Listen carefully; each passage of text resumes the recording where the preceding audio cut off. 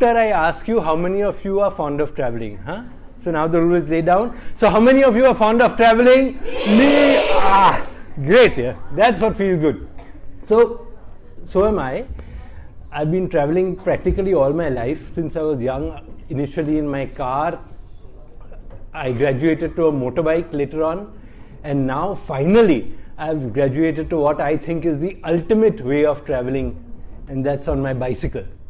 So I've been traveling for the last about 5 years. It's been about 4 years on the road, and it started in a very, very strange way. I think all these things which are life transforming, like some of you said that just your exposure to Mrs. Sanjana was life transforming, and it happens so suddenly and it happens in strange ways, and that's how it happened with me. I was on a Saturday afternoon, I was sitting and reading the newspaper. I'm an advocate in the Mumbai High Court. I've been practicing for almost 30 years now. And I was reading this newspaper and I came across this article about a doctor, one of the top sports specialist doctors in India. And I read that he goes everywhere on a bicycle in Mumbai, in your city. He goes everywhere on a bicycle, rain, shine, winter, summer, anything. He's always on his bicycle. He goes to his clinic. He treats the top sportsmen in India. He folds up his bicycle, operates on their knees, operates and does all sorts of things with them. Back on his bicycle, travels on a bicycle. And that one article, that one moment just opened something in my mind, and I said, my God, what am I doing going to court every day in a car? It's the most senseless thing to do here. Don't you agree? Say yes. Yeah, good. I'm glad you agree. So, so I just felt that, it's so much better to travel on a bicycle. So from that day, I decided, that was a Saturday, and I decided that from Monday, I'm going to go to court on a bicycle. So I started then. I took out my old Hero Hawk bicycle that I had, an old heavy bicycle, cleaned it up, etc. And from Monday, I started going to court on a bicycle. Around 15 years, I traveled to court on a bicycle. Of course, then I got to know that there's a difference from one bicycle to another, and I bought good bicycles, and now I have some lovely bicycles, which I just love. I have 4 of them. So I travel everywhere. I've come today also on my bicycle only. That's why I'm a bit sweaty. So now I travel everywhere on a bicycle. But then I started seeing on the net that I'm just traveling to work on a bicycle, which is a wonderful thing to do. But there are people who are traveling long distance on a bicycle. There are people who are roaming the whole world on a bicycle. I started seeing these YouTube videos of people who are actually traveling the world on a bicycle. And I felt that this is really the life. But I couldn't get myself to give up my life in law. So I started every year doing one trip to some different country. I take my bicycle with me, travel the country on the bicycle, and come back by flight. So first I went to Taiwan, then the next year I did Iran, which is a beautiful country, unfortunately under attack just now, but one of the highest cultures in the world, most loving and adorable people you can ever find. So it was Taiwan, then Iran, then Turkey the next year, and Georgia. And then for quite some time, something or the other would prevent me from going. And in 2020, I decided to do the Pacific coast of the US, start in Canada and cycle all the way down to the southernmost city in the US. And then your good old COVID came along and spoiled everything. Canada closed its borders, the flight was cancelled, etc. So I couldn't go. And I was really longing to be back on the road. And then when the first phase of COVID got over, I think my wife realized that I'm going to go crazy if I don't get onto my bicycle and get onto the road. So she told me that, see, if you want to go, if you want to travel through India, because I'd expressed that I didn't want to take that vaccine, etc. So I thought I may not be able to get a visa to go abroad. So she said, if you want to travel to India, go now, because once you go back to court, you won't be able to leave. So in 1 month, after 30 years almost of practice, in 1 month, I closed my office, returned all my work, set up my bicycle as that's it. Set it up and left. And that was on 24th of January 2021. Since then I've been on the road, coming back from time to time either to meet my mother, or if there's some emergency at home or someone is unwell or something, I come back. But otherwise I've been on this bicycle. you can see it's quite heavily loaded. So it weighs about 55 kilos or so, 50 to 55 kilos depending upon how many vegetables I've bought at the last market and how much water I'm carrying. And it is my entire house, which puts something into perspective that you don't really need anything more than this to live. And this is actually much more than I require. It has my tent, my sleeping bag, my kitchen, all my clothes for all seasons, summer, winter, because when you're traveling, you go right from the heat of Gujarat and Punjab to the extreme cold of Himachal and Ladakh. So you have to carry everything with you. Everything is in that. That's all that I need to live. And as I progressed, I found that there were so many advantages of bicycle travel over motorized travel, that is a car or a bike or anything like that. One very major advantage, which some of you will recognize if you ever take it up, I'd suggest to everyone, if you ever get a chance to tour on a bicycle, don't miss it. It is life transforming. One is that it is quiet. You don't have an engine going thud, thud, thud, thud under you or in front of you.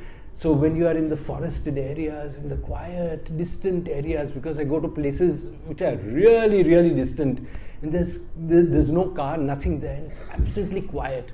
So you travel in quiet. Secondly, you remain tremendously fit because you keep cycling and it's uphill and downhill, so you remain very, very fit. It keeps you agile. And very, very importantly, you are constantly exposed to your environment. So in a car, I've noticed that because you are completely enclosed, you hardly feel the environment in which you are. Whereas when you are on a bicycle, you can actually feel the birds chirping. I remember in the evenings, there are certain insects which make a noise. You may have learnt it in biology. There are certain insects which rub their own bodies and make a squeaking noise. So you hear those in the evening, you hear the sound of the birds as they're going to go to sleep, which is different from the mornings when they're getting up. So all that you hear when you're on a bicycle, and you stay outside. So my mode of travel is, because I carry everything with me, I don't stay in hotels or homestays or anything except rarely.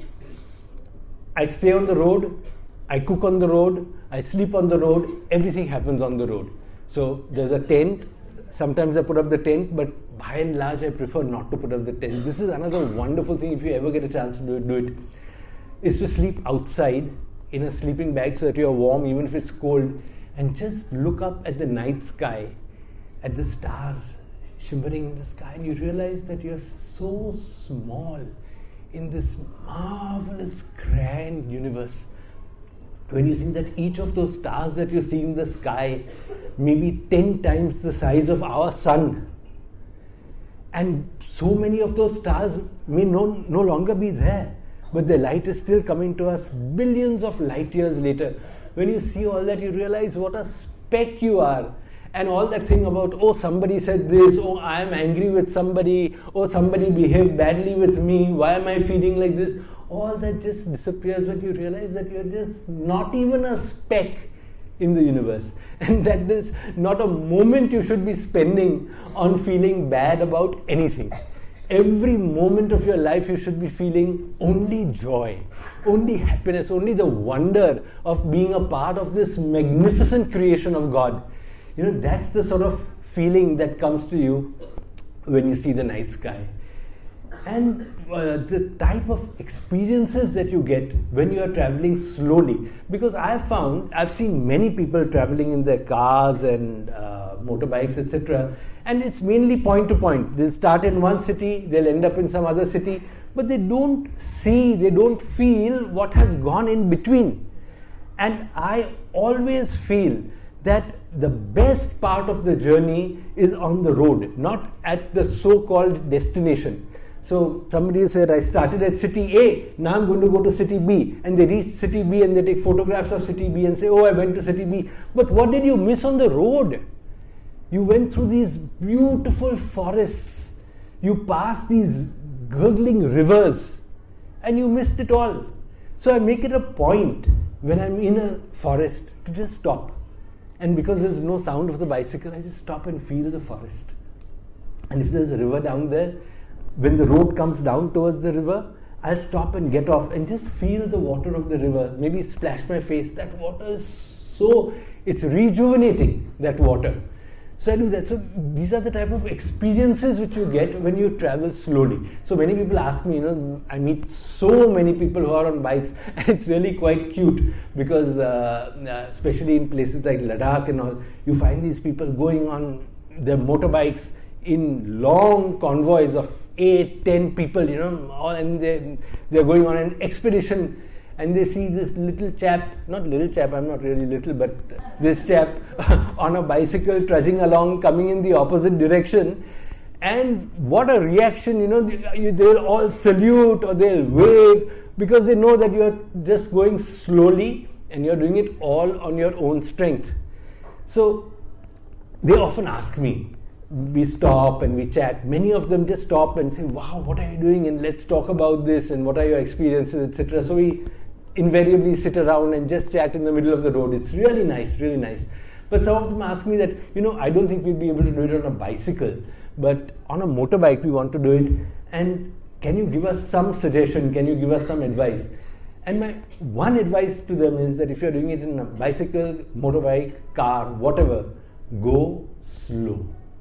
Because I think that is the most important part. When you go from one place to another without stopping and feeling your environment and without seeing and without experiencing the forests and trees and rivers and sky and rain and hot sun, you are missing out on the most important parts of life.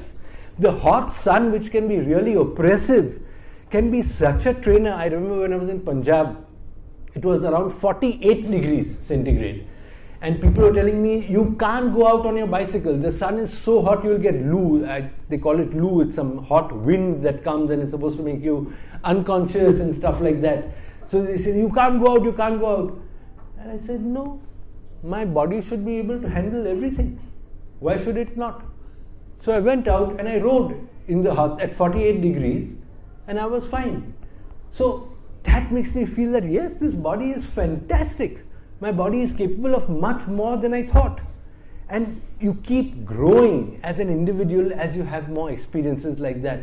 And also you meet such beautiful people. I tell you, if you travel even only in India, you will find people in practically every village whom you can learn from and whom you want to emulate.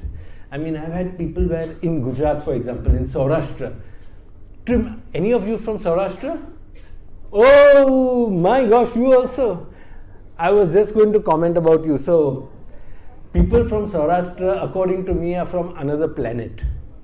Really. I mean, they are incredible people. Their hospitality, their love, affection, even for animals. I mean, there you will find people, actually I've seen, they take sugar and go and put it near ant hills for the ants to have. They will look after every dog on the road. And they say, yeah, so anyone, Saurashtra? Oh, okay.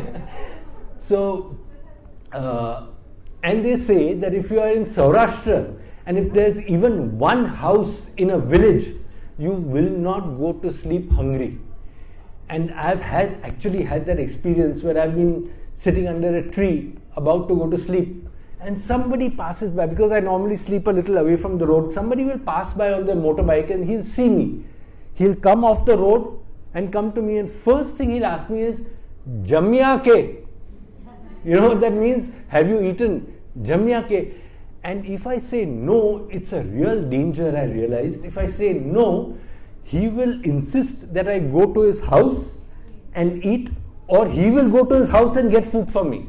But he will not let me sleep. So sometimes I really don't like to eat at night, I like to keep a lights down. So sometimes I'd even have to lie and say, ha, Jamia, because otherwise he would not let me go. So the people there are like that. And I found that sometimes over a period of a month, I would be cycling and hardly a single day would pass when I would be sleeping on the road. Because as I would be cycling, somebody or the other would come on his bike and meet me and say, "Arey, kem cho, kem?" And we'd start talking while cycling. And he said, "Chalo, jamma chalo." I mean, they just take me home. And I'd say, look, I mean, people at home may be inconvenient. These are in the villages, villages. I'm not talking about main cities. Those cities also, they're lovely people. But I'm talking about the villages. So, he'll take you home. And then he'll go a little ahead of you and tell everybody that I brought a specimen along with me. And they'll just welcome you into their house. And they'll lay out all their charpais out there like that. Everybody will sit around. Then the word gets around in the village that this weird chap has come on his bicycle. And people will start coming in from the village and sitting. And then we chat and talk. And then they say, "Arey, abe," that's in Gujarati. I think all of you must be understanding. "Abe aje na jao ni, abe ahiya soi jao, kale jao." You know? So go tomorrow. And I never say no. That's another thing when you're traveling. Never say no to anybody, because you really get to see the country when you go to people's houses. You get to see their relationships, the way they interact with each other among the village, the hierarchy among the village, the hierarchy in the families. It's so interesting, especially if you're a student of psychology. So I never say no to any of this. And so then I noticed this. Some of these people are so poor. Their houses are all dilapidated. I mean, just held up by some stakes and things like that. Really poor. Hardly any clothes, just some one pant hanging on the wall. And they would have bajrano rotlo. Do you know what bajrano rotlo is? It's made from bajra and it's that big. And it's quite an expertise just making it. So they would make that, and they would have only that and butter from their cows for their dinner. And they may dip it in milk and have it. But I noticed that I would be sitting with the whole family, and only for me there would be a little sabzi. And I noticed that nobody else had that sabzi because they couldn't afford to have it for everyone. So they would have only bajrano rotlo with milk, but because I was a guest, they would give me that little sabzi. And I never mentioned it but I always felt so touched that these poor people have such big hearts.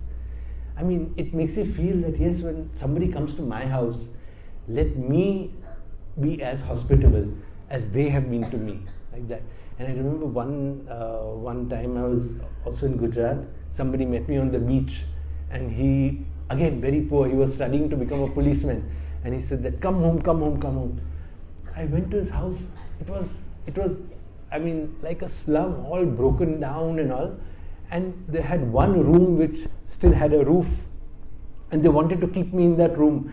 And I didn't know how to get out of it, because I knew that if I slept there, they would have to sleep out. So I said, no, I don't sleep in a room. I'm used to sleeping outside, so I only sleep outside, so I won't sleep in the room. Otherwise, they wouldn't let me sleep outside. And so they made a bed, they got a bed outside, and they made it. And these people were so poor, but I think it was one of the most comfortable beds that I've ever slept in my life. That is the power of love. When they do something with love, even the poorest person can keep you in such extreme comfort. But what happened the next morning was even more, I mean, it brings tears to my eyes when I think about it.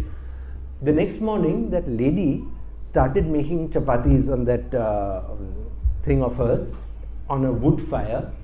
And I was really hungry, so I was looking at those chapatis and thinking, oh gosh, when will I get to eat it? And she just wasn't giving it to me, so I was wondering what, I said that, waited. And she had made 1, 2, and they normally give you very hot chapatis. She made 1, 2, but no offer to me. So I waited, and then suddenly a cow came to the door.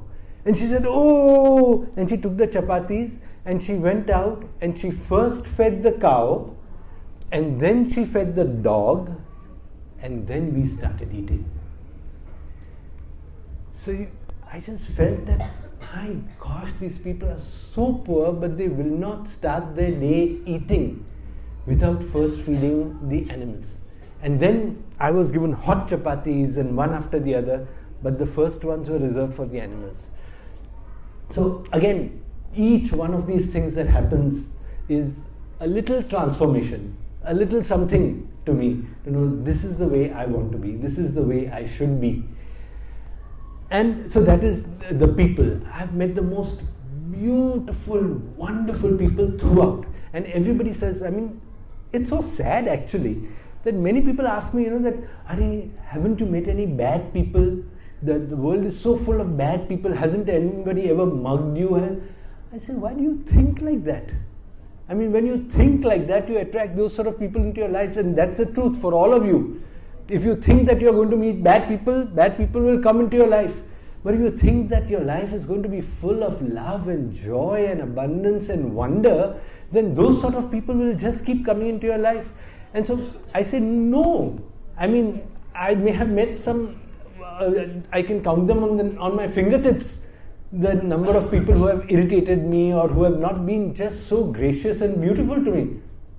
And I remember somewhere somebody had told me, कि आप ऐसे हैं ना, इसलिए लोग आप ऐसे लोग आपकी जिंदगी में आते हैं. And that time I didn't quite understand. But then as I started analyzing things, it is really so. The more we feel positive towards the world, the more love we give towards the world, the more kindness we give, and especially to the smallest people. I think it's very, very important to be kind to the smallest people. The more kindness we give, the more kindness we get. So everywhere the people have been just outside. I've got so many stories. You'll be here till midnight if I just start telling you stories about the type of people that I've met. I remember once on the other end of the spectrum, I was talking about Gujarat, but now going to near Leh, Ladakh. I was there and I'd met some friends. This is about our army.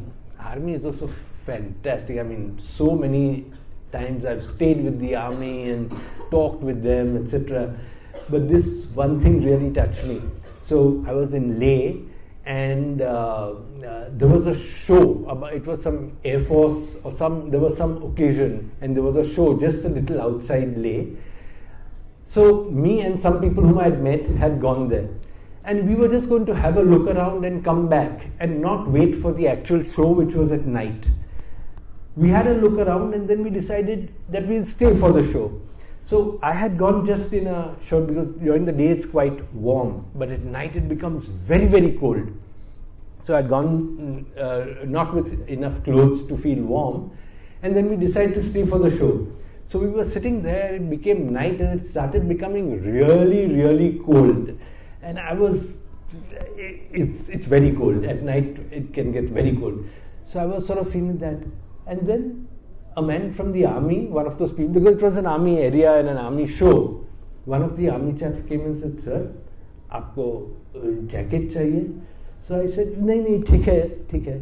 He said, "Nahi." He took off his jacket and he gave it to me. I said, "Nahi, aap pehniye, main nahi pehunga." He said, "Nahi, sir, bahut jacket hai yahan." अरे आप पहनो ना, बहुत jacket है, मैं तो जाके ले लूंगा, आप ले लीजिए, जैकेट ले लीजिए, फिर वापस दे दीजिए. So he said, oh, okay, if that's it. And I said, oh, thank God, because I was really, really shivering in the cold.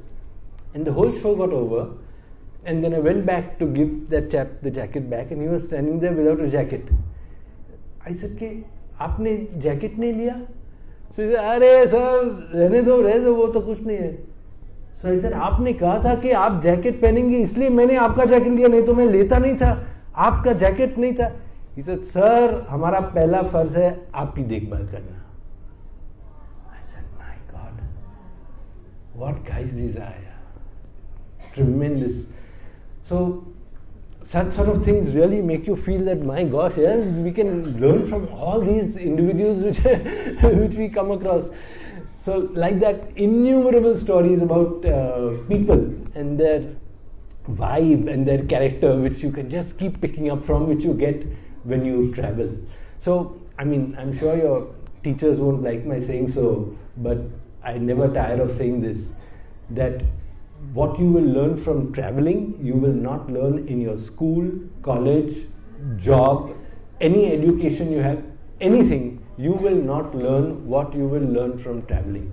If you ever get a chance to travel, and when I say travel, I mean real travel, not this point-to-point travel here. And I mean, you learn a lot from your school. I don't mean to be. I wouldn't be traveling if I had not learned a lot from my school. So that's a bit of an exaggeration. But I'm saying it in this sense that there is a certain edge which you get from traveling, a certain feeling that you get when you really see people and absorb the environment. Mother Nature is another wonderful teacher. I mean, I have been put through circumstances which I never thought I would ever get through. If I was living in Mumbai and if somebody told me that, you'd be put into these sort of circumstances, I'd think, no, it's impossible for me to do this. But now I've done it, actually myself. And strange sort of situations. I remember once I was in a place called Zingral. It's in Ladakh. And Ladakh, the weather is very, very, I mean, you never know what is going to happen. So it was, I was on a road which was completely mud. So I couldn't find any place to sleep next to the road, because every time a car went by, it would just throw up this large amount of sand and it would cover me completely. So I couldn't find any place to sleep. I walked, trudged into the night, and then I saw that there was a landslide. Have any of you seen landslides on the road? Yeah? How many? Who? Yeah, landslide. So, great. Yeah. So they come across sometimes, half the road. So I found a place where there was a landslide and there was just a bit of road left. So the cars had to slow down and go along the landslide, and so they weren't throwing up so much mud. So I thought, this is the only one place that I can get to sleep.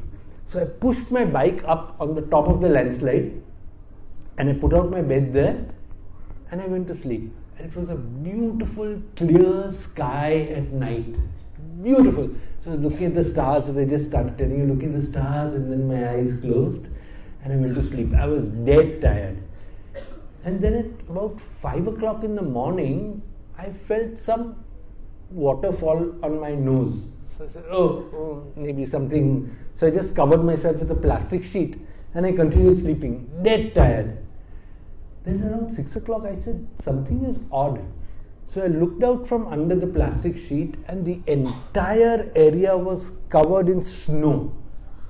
It had started snowing at around 5 o'clock at night, and I was feeling this pressure of the snow on me and wondering what it was, because luckily I had covered myself with a plastic sheet.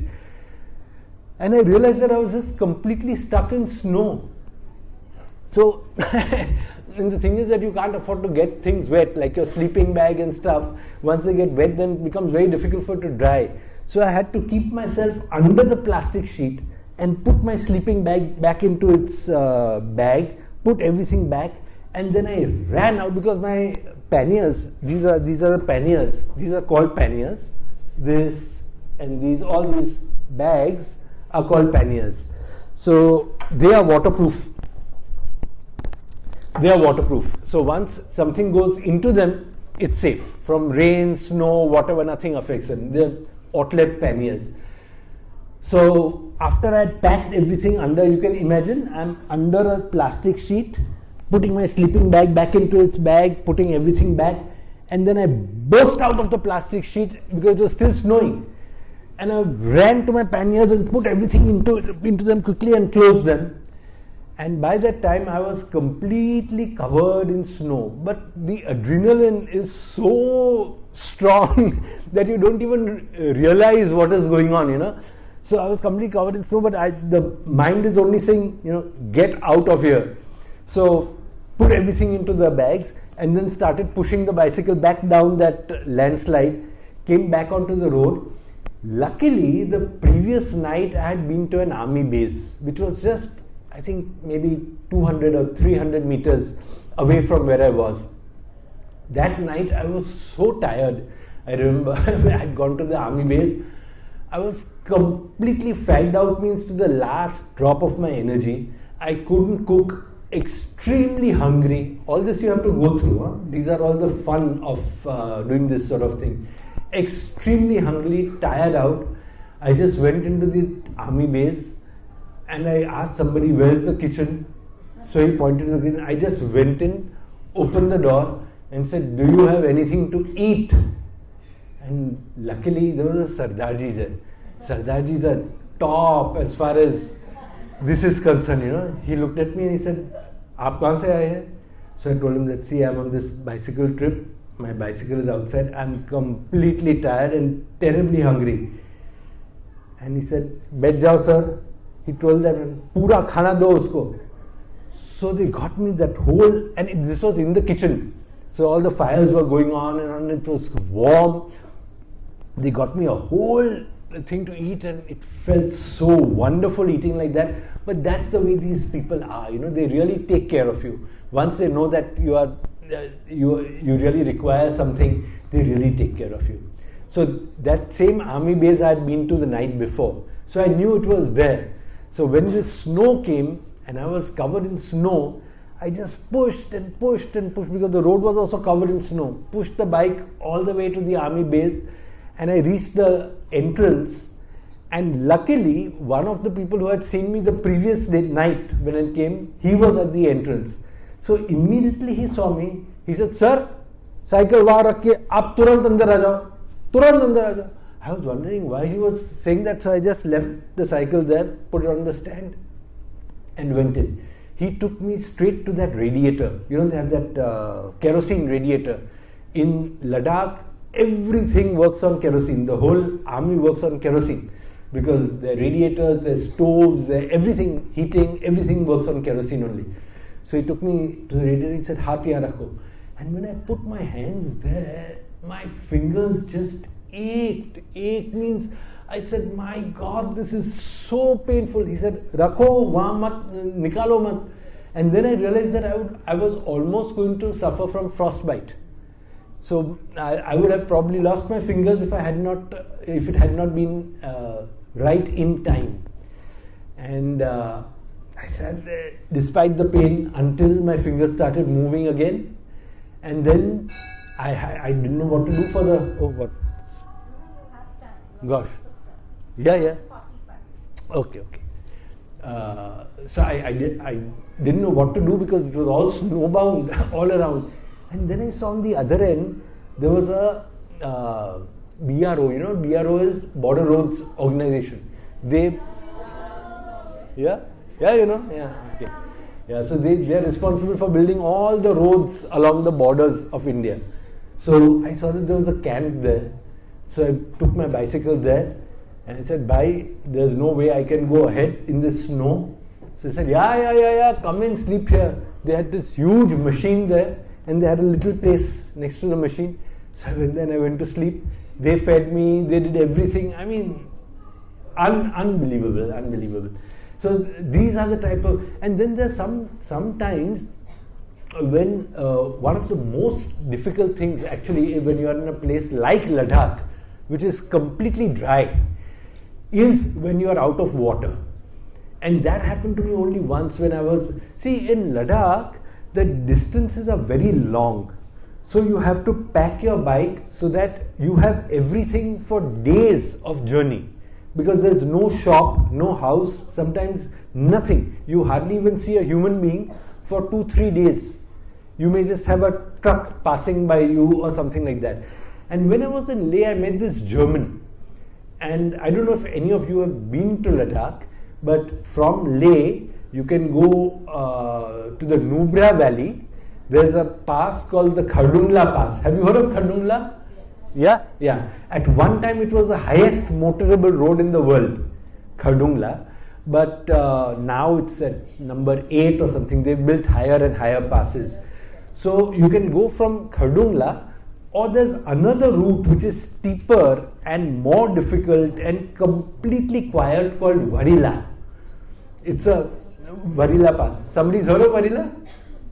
Yeah, anyway. So I met a German in Leh, and he said, "My gosh, if you're traveling like this, then you'll really like to go to the Nubra Valley from Leh via Varila and not Khardungla. Because now Khardungla has become like a highway, so many cars and bikes and all, they just keep going Khardungla. Whereas Varila is completely isolated. Completely means weirdly isolated.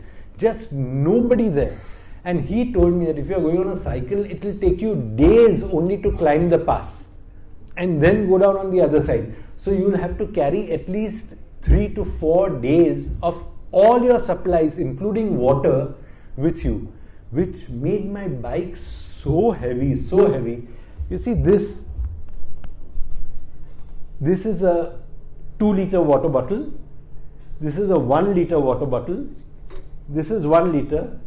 And I would carry 2 1-liter water bottles here on the rack. And this is about half a liter. So I put in all the water that I could. And I was carrying around 6 or 7 liters of water with me.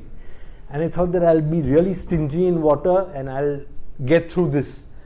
I was carrying all my food that I would require, all the petrol that I would require. I filled in because my stove works on petrol. Incidentally, I cook on a petrol stove. It's an MSR Whisper Light or Dragonfly stove, so it works on petrol. So I carry petrol, I carry spare petrol, did all of that. And then as I was cycling, I used the water and used the water and used the water and came to a point where I had no water left. And all my bottles were empty. And that is really scary. If you don't have food, it's okay. But if you don't have water, and especially in a place like Ladakh, which is so dry that you just dehydrate. I didn't realize why I was just feeling dizzy all the time. But it was because I was dehydrating without even knowing it.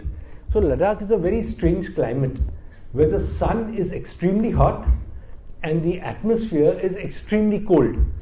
So they say in Ladakh, if you are sitting with your head in the sun and your feet in the shade, you can get sunstroke and frostbite at the same time. It's like that, because when the sun is not there, it's extremely cold. And when the sun is there, it's extremely, it just burns. It just burns your scalp, it burns all your skin. So you have to wear long sleeves, you have to be prepared for that. And in that sort of climate, to be out of water is terrible. So I just waited, I said, now what do I do, And after a long time, one truck passed. So I stopped him and I said, do you have any water? He said, no, I don't have water, I have a cold drink. I said, no, the cold drink is not really what I want now. And it's just a strange feeling, not knowing what to do. Then I said, 1 minute, let me just look around. So I look, and in the distance along the mountain, I found one strip of green. And I know that because Ladakh, the mountains are completely barren. Everywhere it's barren, it's just brown and grey. So if there's one strip of green, just a speck, that means that there's water there. So I parked my bike, took all my bottles, I think maybe 5-6 bottles like that with me, and started trekking to that little green spot that I'd found. And right enough, from the mountain, water was coming out. So I filled up all my bottles and then trekked all the way back to my bike and then continued my trip. But it's just God's grace. Really, I think that's for another day, but I could again talk a whole day on just how the Divine Mother just manages everything for me. Without her, it would be just impossible for me to do anything. Everything is always done for me. So these are the type of things, it's just grace that I could find that. But otherwise, it would be practically impossible to proceed. So what I was telling you was that one, you get this tremendous exposure to people, you learn from people. The other is you have this tremendous exposure to such varied aspects of nature and how to deal with them, and constantly. Like the same thing of snow happened when I was in at a place called Losar, a village called Losar, where I was sleeping in my tent outside the village, and one morning I got up and my tent hit my head. So I said, oh my God, what's happened? How come? I thought the tent had broken. And again, when I opened the tent and looked out, the entire area was covered in 1 foot of snow. And so was my tent. So the whole tent had come down, and I had to spend the whole day just removing snow from my tent, around my tent, just so that I could go in and out of the tent. And then I went to the village and I asked them that it was the 12th of July, if I'm not mistaken. That was the day when there was that the floods had come in Himachal, etc. in I think 2024, if I'm not mistaken. Nobody in the village had ever seen snow in July. They said that they've even asked their elders. They have never seen snow in July, but suddenly it had started snowing. And the road was washed out. So those BRO people told me, sir, you can't go ahead. The road is washed out. And so I waited there for 21 days in my tent for the road to open. And the road did not open. They said that, sir, we'll have to rebuild the whole road. So I came back home, met my family, etc. I asked them that I'll come back after a month. Will you have done it? They said, yes, we'll have prepared the road after a month. So I came back, met my family, went back. The road had been made. Road means they just sort of dug it out like that. And then I proceeded. So this wonderful teaching which nature gives you. The other, and I think probably most important part, is the divine. I mean, the way the divine takes care of you, every little thing the divine takes care of you. And I always feel that it's like a mother with her children in the house. When the children are in the house, the mother is quite free and she's doing her work and the children are running around and doing their thing. But that same mother, when she takes the children outside onto the road, she's so protective of them, just to make sure that she doesn't, that they don't get into an accident, somebody doesn't run over them. She's so protective of them. And that's the same way that I feel when I'm out in these environments, that the Divine Mother is so protective of me, every single thing. I remember, even when I was in Iran, I told you that I had gone to Iran also, traveled in Iran, and there the cycling through the desert is really, really hot. I mean, it's terribly hot. So I had become sweaty, and for days I wouldn't have a bath until my shirt had become practically stiff with my own sweat. And after days, and there was no possibility of a bath, I'd say, Ma, I'm really, really dirty, and I'd really, really like to have a bath. And I found that every single time I asked for a bath, within 24 hours, wherever I was, sometimes in the middle of the desert, a bath would just come to me. And in the most strange ways that I would never even have expected. I remember one day in Iran, I was sleeping in the desert, and the night before only, I was so messed up because I was so dirty and sweaty. I said, Ma, really, I need to have a bath tomorrow. Please, I just can't go on like this. It was so dirty. And I went to sleep. And the next morning, I woke up, and I saw a car coming along the road in the distance. The road must have been about 200 meters away from where I was. I was sleeping in the desert, away. And that person saw me. So the car came off the road, bumpity bump, bumpity bump, bumpity bump, bumpity bump, came all the way up to me. And people got out and looked at me. So I said, and in Iran, I don't know the language. They speak Farsi. I had no language. I only know that they, just to greet each other, etc. So I greeted them, and two people got out of the car, and they looked very different from Iranians. So I just happened to say some word in Hindi. So he said, "Aap Indian hai?" They said Hindi. So I said, "Ha." So he said, hum bhi Indian hai. I said, oh great. So they happened to be from South India. And they said that, oh how nice to see you here. Why don't you come? We have put up a pig iron plant here. Pig iron is a particular type of iron for Iran. So why don't you come then? So I said, yeah, sure, I'll come. I'll just pack up my things and come. And then we started talking, and I said that, I have a problem here because I'm vegetarian. And they eat a lot of meat, so I find it very difficult to find stuff which is vegetarian. They said, "Arey, we have idli. We will give you idli." He was South Indian, two people. "We will give you idli. You will enjoy. Come." I said, "Oh, great! That was a huge thing for me to go and be with them."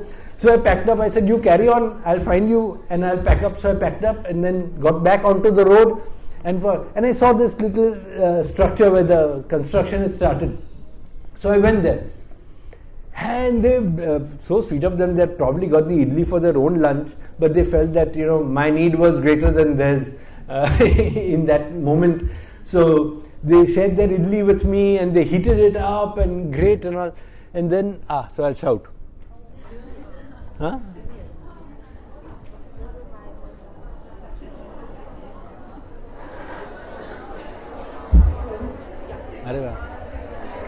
So now, what is the lesson that we learn from this? If you want the mic to stop working, you have to mention idli. Huh? Okay.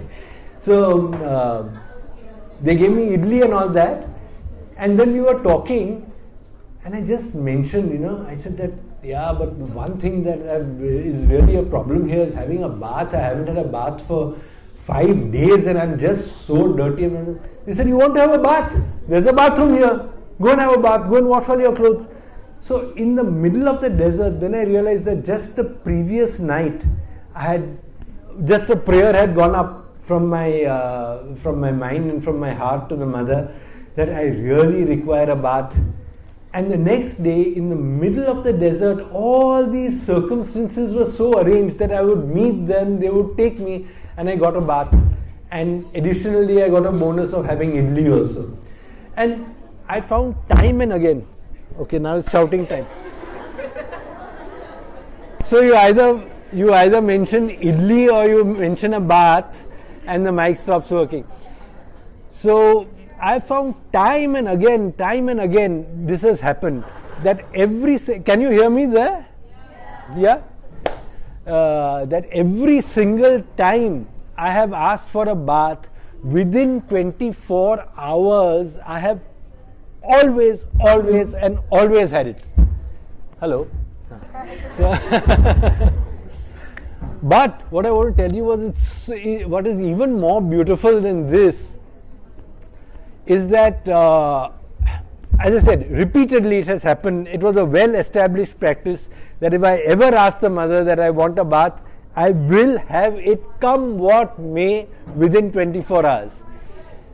But I remember there was one time in Rajasthan, I was cycling in Rajasthan, again extremely sweaty, extremely dirty, and yeah.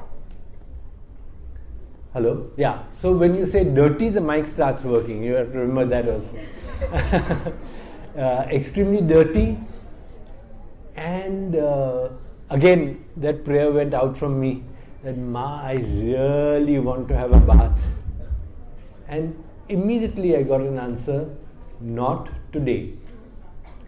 And that was the only time ever that I asked for a bath and I did not have it that day, but the next morning I had it. So it's so beautiful that not only does she take care of everything that I require, but whenever something is not going to come, I'm not just left to my own doings. I'm informed. Actually, that's a very, very beautiful story about what happened when I was in Taiwan. I was cycling. That time it was my other cycle. I didn't have this touring cycle. I had gone with a city bicycle, and that was my first trip in Taiwan. So I didn't even know. I didn't know how to camp. I didn't know anything. I mean, I'd just gone, and I was heading towards a place called the Sun Moon Lake in Taiwan. The Sun Moon Lake is a lake among the mountains. It's surrounded by mountains, so it's a steep climb and then you go to the lake. So the day before, I started riding, and in the morning I got this message in my mind, today I am going to make you ride through the night. And I said, my mind is just playing tricks on me. So I just continued riding. And a little later, again, today I'm going to make you ride through the night. And again I said, how is it possible that I ride through the night? It's not possible. Anyway, I just continued riding. And then the evening came, and then the night came. And as I said, I didn't have any camping gear or anything particularly at that time. It was my first trip. So I just went by the side of the road, and there was a gutter there for the road water to pass through. And I went beyond the gutter, and I just put out my bedding there, and I was going to sleep. And as I was about to fall asleep, I was so tired it started raining. I said, oh my God. So I got up quickly. As I said, no experience at that time, my first trip. Got up quickly, wrapped everything, put it back into my bags. That time I didn't even have these waterproof panniers. I'd made some panniers out of canvas myself. I designed them and got them stitched. So nothing was waterproof, so I had to cover everything with plastic, etc. I wore my raincoat and it started raining and raining and raining. So I just sat there like that. It was quite cold also in front of the drain. The drain was in front of me and I sat there waiting for the rain to get over. I thought if it gets over, I'll just go to sleep. Waited. It just kept raining. It just didn't stop. And I felt that if I go to sleep sitting like this, I may fall forward into the gutter at night. So I said, oh my God, I didn't know what to do. I was just so sleepy and I couldn't lie down because the soil was wet. I couldn't sit because if I fell asleep sitting, I would fall into the gutter. So I said, the only thing that I can do is continue cycling. So I got up, wore my raincoat and continued cycling. And it continued raining and I continued cycling and it continued raining and I continued cycling and I cycled through the night. And I reached Sun Moon Lake in the morning at around 5 a.m. And it was one of the most ethereal experiences which I can remember. It's still in front of my eyes. The entire thing was blue. It was a sort of twilight. It was a dark blue, like the blue of your shirt, sir. You know,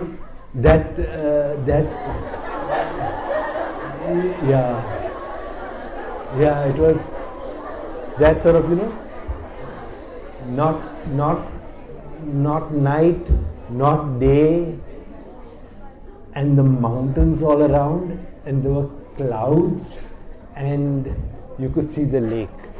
And I think, so if you want the mic to stop working, lake is another.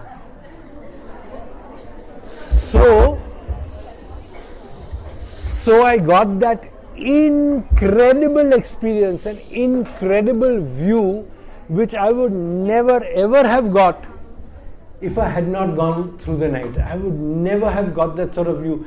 So I've also found that though she puts you through a lot, and then I just crashed. I mean, that I cycled around the whole lake, and then I was so tired. I took a room in some hotel. I said, you just give me some room, I want to go to sleep. I was literally falling asleep standing. But after taking in that incredible atmosphere of the lake, I just took some room and slept through the whole day.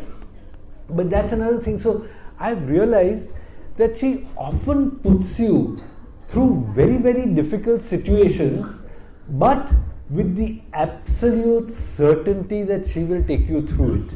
And that is the most wonderful part. I've been in very, very, very difficult situations. In fact, I remember just now I was recently when I was in the Johar Valley. The Johar Valley is a valley in Uttarakhand, and it leads, the end of the valley is Milam, which is a small village, and beyond that village is the Milam Glacier. So I wanted to go to Milam and the Milam Glacier, and I had been warned by people. They said that this Johar Valley, the road is still being made, so you cannot go on a bicycle. You have to go only on a 4x4 vehicle. You cannot go by bicycle. And I said, but I am going. When I want to go, I have to go. I can't just leave a place because people say I cannot go. So I started cycling. In the first, it's about 63 kilometers from the main road up to Milam, which is the end of the valley. So you know the way these valleys work, the road goes along, the main road goes along, and then you go off the main road and you go into the valley between the mountains, and you go along the mountains to the end of the valley. So you always have to go off the main road. So the first about 20 kilometers were paved, and then the unpaved section started, which was about 45 kilometers were unpaved.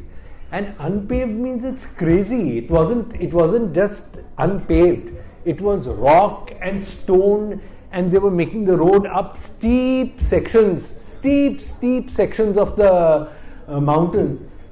And I'd have to literally tug the bike, means I'd have to pull and pull and pull, and it would take me 45 minutes to cover 1 kilometer.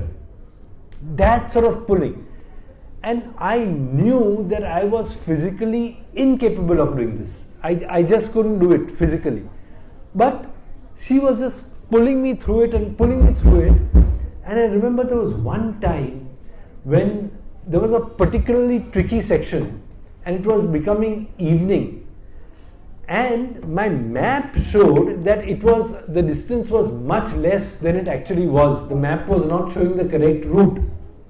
So I decided to try and reach there.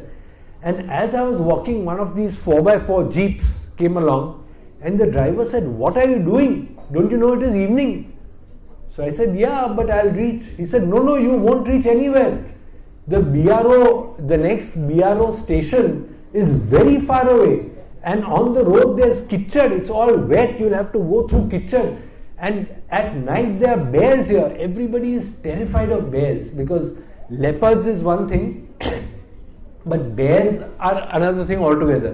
So whenever I'm in Uttarakhand, I normally sleep in a tent because of the leopards. Everybody said, no, you please sleep in a tent, please. So I sleep in a tent, leopards would have sleep.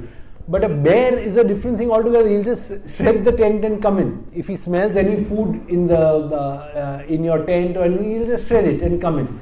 So bears are very, very dangerous. So he said, "Don't you know there are bears here and it's becoming night and they come out at night?" I said that I didn't know it was so long, but now I'll have to go on because there's nothing there. And I started pulling. It became night, complete dark. And I said, "My God, I just can't go on any longer." It was pushing, and then it became slushy, and the tires get mud in them, and then it becomes even more difficult to push. So you have to go around, and it was really bad. And then I said, "Ma, I have to stop. I just can't go on." I found one of those road machines on the road. I said, "I'll go to sleep under that machine. Doesn't matter if it rains or whatever. I'll just go to sleep under." And somebody told me, "No, you will have to go on." And this happened time after time. I would say, "I just can't go on any longer. I'm going to collapse." "No, you will have to go on." So pushed. I knew I was going way beyond what I was physically capable of. And that also shows you that your physical capabilities are really no impediment to your going much, much beyond them. You can always exceed your physical capabilities. And it went on until I finally reached that BRO station. And the man there was shocked. He said, "What are you doing? You're coming here this time of the night?" I said, "Yeah, what do I do? I mean, I was on the road and I had to." And they gave me food and they gave me one of the shelters to sleep in. They gave me a bed. I had a superb night. But two things. One was the physical thing that I was taken care of and I had a comfortable night. But the other thing is what I learnt, that I can always exceed myself. There are no limits. All the limits that I put on my own body are not real limits. With the grace, you can always exceed them. And so, even things like when I want to find a place to sleep in the mountains, I don't know if you're used to it, but the roads are very narrow, very difficult to find places to sleep. And so I'd go on and it'd become night, getting very tired, and I'd say, "Man, now I really require to sleep. Can't go on any longer." And suddenly, I would just turn off the road and stop. And there would be the most perfect place that I could possibly find to sleep. It has actually happened that I've stopped there and seen that and said, "Oh my God, what a place," and I didn't even see it. And I just turned off the road without even knowing why I'm doing it. But it happens. And once I remember, I said that this is really weird. I'm going to go up and down the road, to see if there's some better place than this. There must be some better place. So I spent quite a lot of time going, this is the way the mind works, You feel that, of course, the Divine Mother guides me, but I want to see if there's a better place than this. So I went up and down the road looking for a better place, and I could not find a better place than that to sleep in, where I just turned off without even knowing that why I was turning off, or that place was there. So that's another thing that happens. And then slowly the realization comes that I am asking the Divine Mother to take care of me, but she knows what I want anyway. So why ask her? So then I started saying, Ma, you know everything. I'm not going to ask you. Whenever you want me to sleep, you find a place for me to sleep. Whenever you want me to eat, you find a place for me to eat. I'm just going to travel like a child, like a baby in your arms. I'm only going to enjoy myself. I'm not going to think of anything. And when you reach that, it's magical, because everything just happens for you. Everything just happens. You are the person whom you have to meet. You meet. You stop somewhere. Somebody will come up to you, offer you a place to sleep, offer you a place to eat, offer you friendship. Okay, yeah. So if I go on like this, I'm sorry, I'll bore you through the whole day. So, do you have any questions? Sorry, anyone with any questions? Huh? Yeah, sorry, I'll start from here and move this way. Then I'll come to you. Yeah. Yeah, I carry two phones and 3 SIMs. Because I noticed that there were some places Vodafone doesn't seem to have much connectivity. I'll just come to you. I'll move from here to here and then I'll come to you. Vodafone doesn't have some connectivity in many places. So then I took an Airtel phone. Then I found Airtel didn't have connectivity in some places. So I took a Jio. So now I have all 3 SIMs, and between them I manage. Yeah, but I do carry a phone. Also, because all my videography and photography which I put on Instagram, etc., is all done now only in the phone. So I have one phone for the camera and the other phone for everything else. But yes, pedal powered traveler. That's my Instagram account. Yeah, sorry. Oh, languages. So the first question was that do you carry your phone with you? To which I gave this answer that yes, I do, because I use it for my videos and my photographs, etc. I must be having some 30,000 videos and photographs now that are going into TVs. And the other question was, how many languages have you learned? So I'm not too good at languages. So though I can understand them, I haven't really learned to speak too many. But when I was in places like Taiwan, Iran, Turkey, Georgia, where I didn't know the language at all, I would learn some phrases, like thank you, or when I was in Iran, I had to learn how to say that I'm vegetarian. So I learned to say man gost ya mud namiken, which means that I don't eat meat or chicken, stuff like that. I learned some phrases. When I went to Turkey also, I just learned some phrases, but otherwise talking is with hands and legs. Yeah.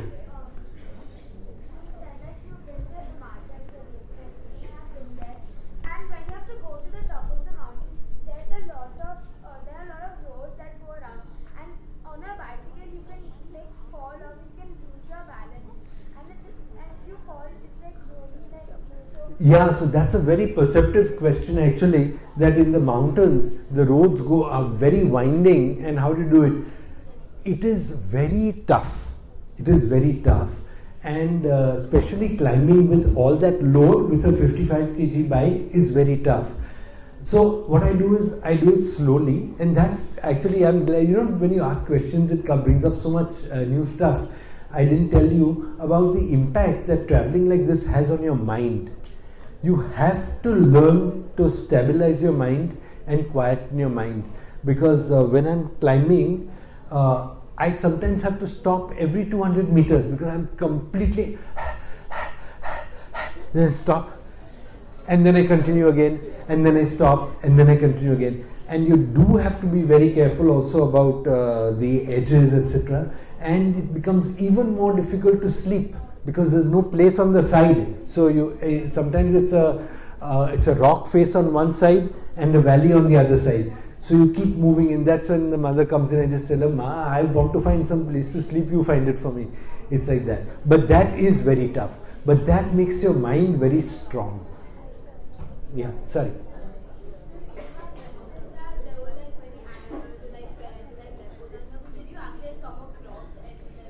I actually have not. I have not come across them physically like that, but I have slept and stayed for long on leopard paths. So there was a place, Shangar, where I stayed at the edge of a forest for 21 days. I stayed there, and that was a leopard path. So he would probably pass up and down, but he would leave me alone because I was in my tent. But that also many people tell me, आप घबराते नहीं, you aren't scared that animals will come and harm you. And I always tell them that that's not my department. There are 2 departments in this trip. All other departments about leopards and about safety and about people and about everything, the mother handles. My department is to enjoy. So that's what I do. So she takes care of her department, I take care of mine, and we get along very well that way.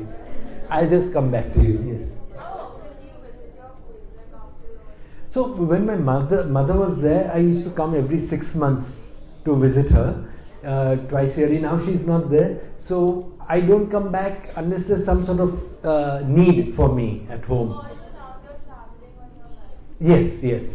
But, sorry, that's another very important question. I realized that during the monsoon, it's not worth traveling. So now what I've started doing is, this time for the first time in Munsiari, I reached Munsiari during the monsoon, and I took a room there, and I took a room for 3 months. And monsoon is always off season, so you get extremely good rates for them. Whatever they get is a bonus. So they give you the room at extremely good rates. So I take a room and I take time to then explore the culture of that particular village. I go around, meet people, and you make superb friends. I remember the shopkeeper there.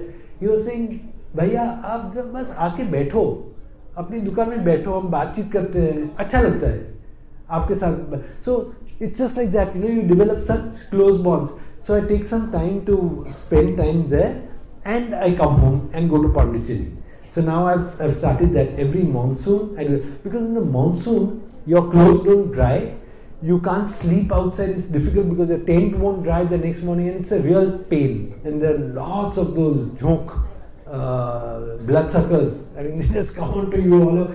It's not worth it. So you've been to Pondicherry also on your bike? On my bike, I've not been to Pondicherry, but I will. When I cover the whole of India, I plan to spend a long time in Pondicherry.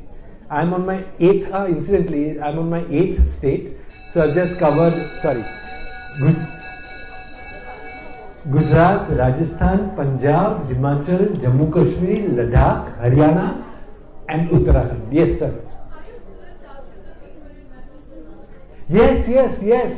Actually, that's the wonderful part. People from all over India, they call me occasionally, and sometimes I forget their names. Though on my phone, I try to make some indication of where I met them. Just a few days back, somebody told me that, "You remember I had taken you to my house at night?" I said, "Oh, my name is Dave." I said, "Please send me a photograph of you."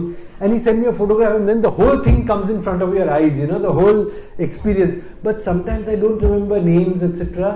By and large I do, but sometimes I don't. But they do keep in touch in Punjab, Gujarat, all over Himachal, everywhere. It's really nice. That's a wonderful thing, the friendships that you make. Yeah, sorry, somebody else. Last question.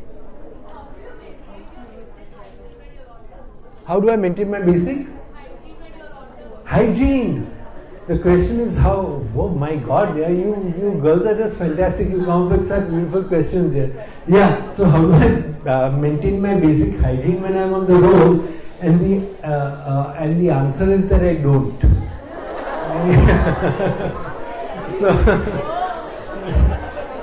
So everything goes.